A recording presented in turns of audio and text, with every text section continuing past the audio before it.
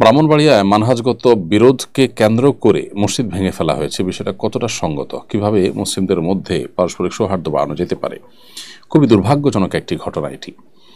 আমি এই ঘটনার তীব্র নিন্দা জানাচ্ছি এবং আমি মনে করি কোনো আকিদা, কোনো বিশ্বাসের মানুষের উপাসনালয়ে আঘাত করা এটা ইসলামের শিক্ষা নয়।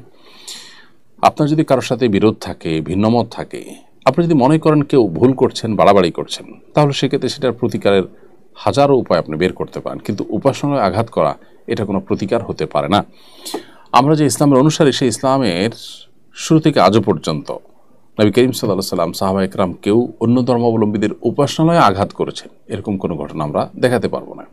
মসজিদের দেরার ছাড়া, যেটি আল্লাহর নির্দেশে মুনাফিকদের তৈরি একটা ষড়যন্ত্রের ঘর, সেটি ছাড়া অন্য কোনো ধর্মীয় উপাসনালয়, অন্য ধর্মের মানুষের উপাসনালয়ে আঘাত করা এটা নবী সাল্লাল্লাহু আলাইহি ওয়াসাল্লাম শিক্ষা নয়। এমনকি জিহাদের ময়দানে নবী সাল্লাল্লাহু আলাইহি ওয়াসাল্লামের সুস্পষ্ট নির্দেশনা ছিল, যদি কেউ কোনো অন্য ধর্মাবলম্বীদের গির্জায় বা কোনো উপাসনায় আশ্রয় নেয় বা সেখানে গিয়ে ইবাদতরত থাকে, তাহলে তাকে হত্যা করা যাবে না। তাহলে আমাদের মুসলমান ভাই, একই কেবলাকে আমরা কেবলা হিসাবে মানি, আমাদের আল্লাহ এবং রাসূল এক, আমাদের মৌলিক সব বিশ্বাসগুলোতে আমাদের ঐক্যমত্য রয়েছে।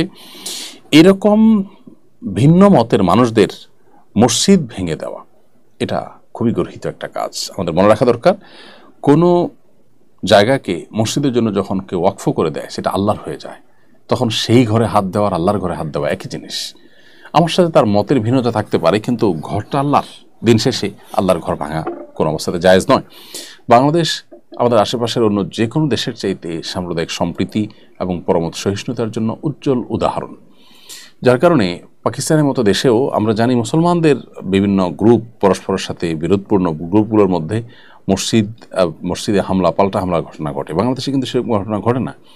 ভারতে সংখ্যালঘুদের উপরে ভয়ঙ্কর নির্যাতনের স্টিম রোলার দীর্ঘদিন যাবৎ চলে আসছে, কিন্তু আমাদের দেশে সেরকম ঘটনা ঘটে না। তাহলে মসজিদে হামলা করে, ভিন্ন মতের মানুষের, ভিন্ন আকিদার মানুষদের মসজিদে হামলা করে আমরা আসলে কোনো ভালো অর্জন করতে পারবো না, বরং খারাপ নজির তৈরি হবে। আর মনে রাখা দরকার যে মসজিদ ভেঙে কোনো আদর্শ থামানো চায় না। মসজিদ আপনি একটা ভাঙবেন, দুইটা হবে, পাঁচটা হবে, সিম্পেথি আরও সামাজিকভাবে বেশি পাওয়া যাবে। অতএব মসজিদ ভাঙার এই চিন্তাটাই একটা অসুস্থ চিন্তা। অতএব এই ধরনের গর্হিত কাজ, এ ধরনের অন্যায় কাজ আমরা যেন কেউ আর না করি।